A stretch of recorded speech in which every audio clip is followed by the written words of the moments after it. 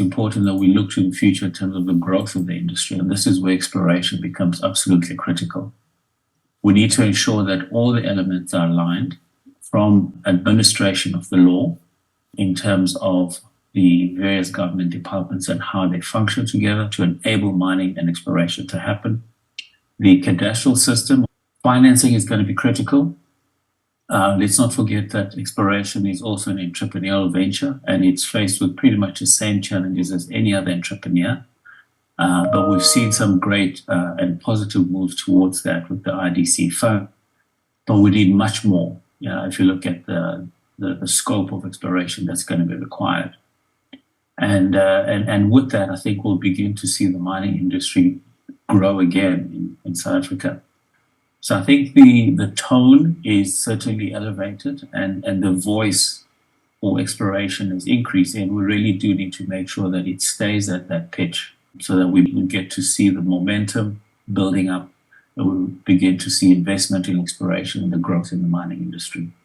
Since we convened with the Minerals Council, directed by Minister Mantashe, to develop the exploration implementation plan, I think there are some excellent strides that we have made, albeit perhaps not sufficient, but I think it's important from time to time to take stock of the progress that we are making and continue to work on the areas where progress is lacking.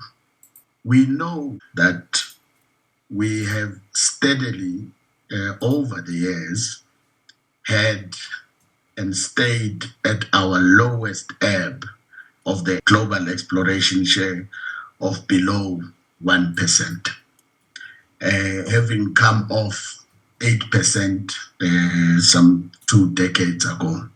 It's a drop that is unexplainable, because in the main, it is inconsistent with the quality of geology that we know and we are blessed with. Now, having understood those inconsistencies, what it is that is not making exploration take off in South Africa. We identified those barriers. Some of them that I want to talk to today were about availability of geological information. We are fortunate that our government has started and continues to invest in geoscience mapping, which is implemented by us at the Council for Geoscience. We have moved to improve coverage. As we speak today, the onshore coverage of mapping at the scale of 1 to 50,000 is now at 16%. Now that is a significant progress that has been made, and I don't think we should take it for granted at all. Now, what does that 16% mean? We, amongst others, were able to reconfirm and extend the occurrence of the Orange River pegmatite belt, which is a significant deposit, as it were, on surface, literally near surface, and extending to a surface coverage of well over 40,000 square kilometers. We have taken some of the samples in that area and sent them to an international lab to look at the mineralogy of the pegmatite and the possibilities of what it obtains. And it is quite an interesting find that we have made in that respect, amongst others. Number two, we knew when we identified the barriers that in South Africa, one of the biggest challenges we face is the financing of exploration, because South African finance institution see exploration as very high risk. We argued, is it a risk? Of course it is. What is not a risk? We ask. The key thing is once you have seen that there is a risk, you then delineate that risk, you characterize it, and you put mitigation measures in place to ensure that there is success that can be secured. It was for that reason that we took a proposal to Cabinet through Minister Mandash to establish the Junior Exploration Fund. Of course, we have a significant number of prospecting rights that have been issued since the major regulatory reform. One of the key questions is why is it that we have people with prospecting right that are not active? I think that is a significant question. And I'm hoping that in these talks that we have, we will begin to zoom into the details of why is it that the prospecting rights that have been granted seem to, by and large, be inactive. So we suspect that, amongst other things, the question of financing in particular is one of those that holds our ability to turn South Africa into an exploration site.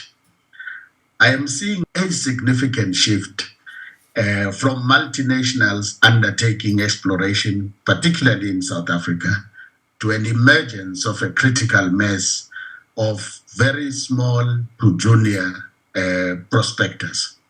They generally are not listed. They hardly report their activities in the public. I would like to know to what extent are we quantifying the activities of the juniors who are not listed as part of exploration. I get a sense that in the South African context, there is possibly far more exploration, that is activities that are not quantifiable precisely because of that purpose. And I think it would be a wonderful achievement if we begin to take account of every single exploration activity so that we can work hand in glove with our international partners to demonstrate the extent to which exploration can take place. Lastly, when the Council for Geoscience was established in its current form in 1993, you may recall that this was at the dawn of a democratic dispensation. The Council for Geoscience in its current form was established.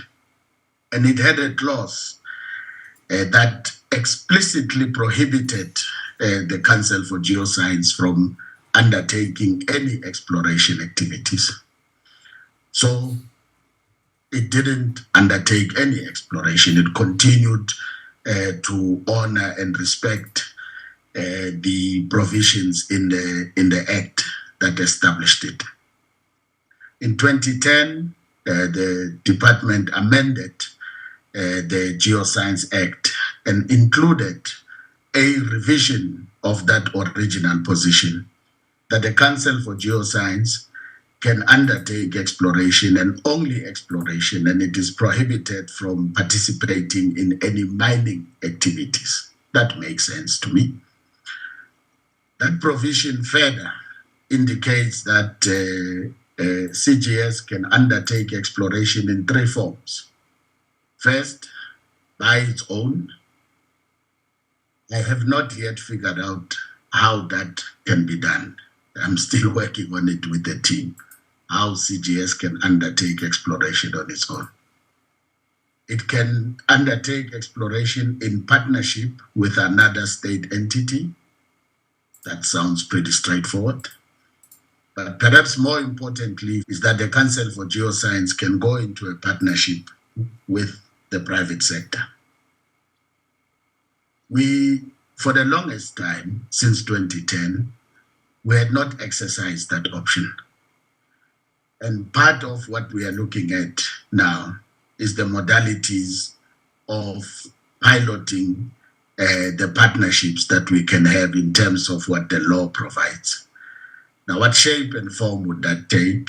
Taking into consideration that first and foremost, we are a science council and we must remain as objective and as independent as we can be.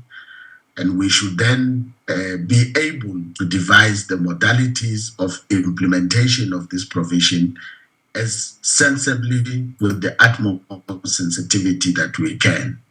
And to that effect, we are piloting with one at this stage, and at the right time, we will release the performance of this partnership. Our intention to decarbonize the economy presents a whole new opportunity, and I argue that net zero will never be achieved unless there is investment in exploration today to secure those minerals that we will need the world over to achieve the net zero objective. That creates a massive opportunity, particularly for the junior explorers. We've been talking about the same thing for 4 years, and we're not making progress, and it is frustrating. South Africa really is a smorgasbord of exploration opportunity. You know, there's very few places in the world. In fact, I challenge if there's any place in the world where you've got such a concentration of world-class mineral deposits. Yet since the 1980s, there's hardly been any real exploration. There was a flurry of exploration in the 90s on drilling out known resources on known mining rights as we got the new order mining rights came about. But there hasn't been greenfields exploration, and that's terribly sad. There is fantastic mineral potential here. The supportive regulatory environment, you know, this is fundamental. You don't get the money. You cannot do the work unless you have the clean title. And this has been a logjam. And it's a logjam that was identified way back in 2020. It was addressed in an implementation plan that was put on in a government gazette in 2022. And we have to ask ourselves, what is our progress? And we will ask ourselves later what the progress on that is. It's an interrelated set of regulations that we deal with as prospectors. So we've got our principal regulation is actually the prospecting right. But you can't get prospecting done unless you've got an environmental and a water right. Unless you've dealt with the community and you've got the community buy-in to do something. And unless you are compliant with all the laws in the country, your tax registration and your management of the company, you cannot be a holder of a prospecting right. One of the reasons why prospecting doesn't happen, and I do agree with Mosa, I think there's misuse. I think there are people that sit on rights that aren't using them, that should be using them. But I do know that one of the challenges is, as Mosa said, money, but as importantly is access to the land and access to use water. You know, it's all fine and well, you get a prospecting right, but on most of South Africa, these prospecting rights are under private ownership, not even community ownership, but private ownership.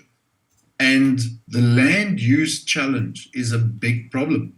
The farmers can hold the miner off the property. So you cannot get access to do the exploration. You know, it takes you 4 or 5 years to get a prospecting right, or mining rights even longer. And I speak out of experience. Over the last 7 years, I've been involved in applications, granting, execution, and registration of more than 30 prospecting rights, 4 mining rights. All of them take long. They take a lot longer than what they should. And then you get on the property, or you get your right, and you want to go on the property and start executing, and the farmer says, no, you're not coming here unless you pay me an extortionate amount of money. That's a problem.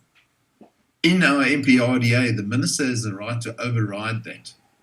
The minister cannot personally attend to thousands and thousands of prospecting rights to override that. We have to find something that sorts out that logjam. And then, it's all fine and well to do prospecting, but once you've done prospecting, the only reason why you do it is either to sell it to a major so that they can actually turn it into a mine, or you turn it into a mine yourself. And that's where this whole access to primary infrastructure and services is so important. And we all know, I don't have to tell you the challenge that we've gone through in South Africa with primary access to infrastructure and services. But we have seen green shoots starting to appear. We've seen industry and government working together on Eskom, on the electricity supply problem, and we've seen tangible results coming about out of that. So we're overcoming that. We're starting to see the potential of green shoots with the logistics, with the ports and rail services. And, I think it's a huge win that we pick up the paper almost every day and we see the police and security services arresting illegal miners and trying to stop this massive invasion of illegal mining, which competes for land with the prospectors and junior miners. So those services, those three key things are being fixed. All of those help eventually to give you the access to the funding. Unfortunately, the South African reality is still the same reality. It's a fantastic opportunity, but it's obscured in a world of frustration. And there's a lot of people working on it, and there is progress, but that progress is painfully slow, people. We've got to make it faster. We're going to miss another minerals boom. We've got to make stuff happen, and South Africa needs it. South Africa needs minerals and mining. It's one of the main drivers of our economy. So we need to make sure that all the unintended consequences are actually overcome. It is such a bureaucratic challenge to get anything done in your prospecting and mining rights application and process. The mechanism of dealing with this and managing it internationally is a mining cadastre. It's a management tool. It isn't something that solves the problem. It's a tool to solve the problem.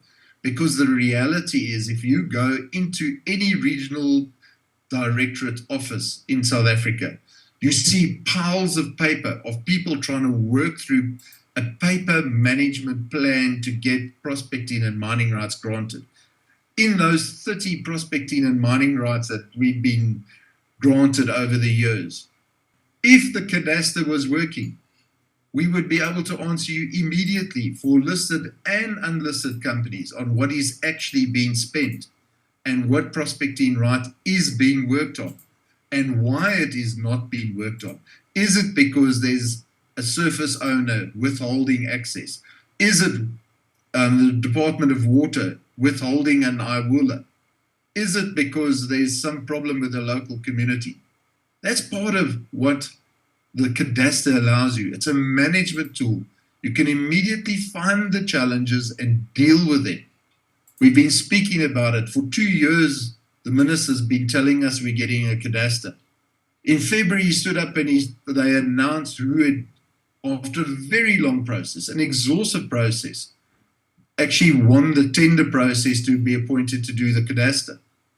We're now 4 months later, and the last I heard is the people that have been appointed still don't have all the terms of reference, and the service level agreements aren't in place yet. How seriously are we taking this? Do we actually want it to happen? Do you see these points over here in the table of contents? There's all the challenges. We identified them. We identified them 4 years ago. We came up with solutions to them.